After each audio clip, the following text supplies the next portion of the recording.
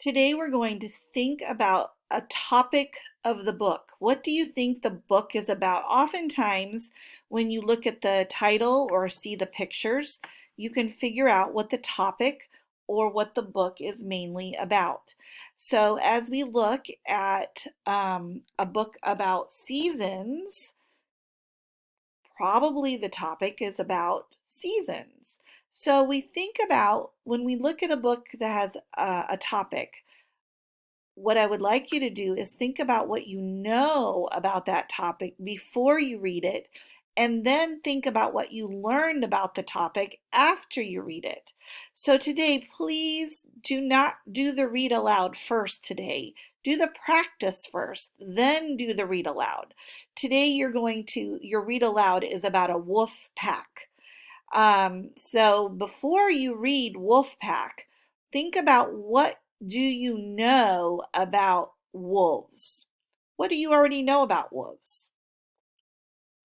And then I want you to think, and then I want you to read it or listen to it, and then tell me what you learned about wolves after you read the book. So that is what you're going to do. Um, Going back to the book about seasons. Some things that I know about seasons. I know there's four seasons: winter, spring, summer, and autumn.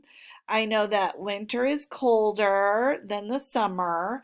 I know that days get shorter in the winter. Know that days are longer in the summer. Those are things I know about seasons.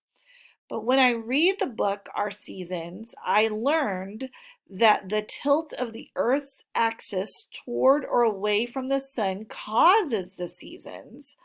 I learned that the wind is caused by a difference of air temperature, and I learned that leaves change colors when they stop making chlorophyll. So sometimes you need to think about what you know about the topic before you read the book, then find out what you actually learned. So today, that is what I would like you to practice.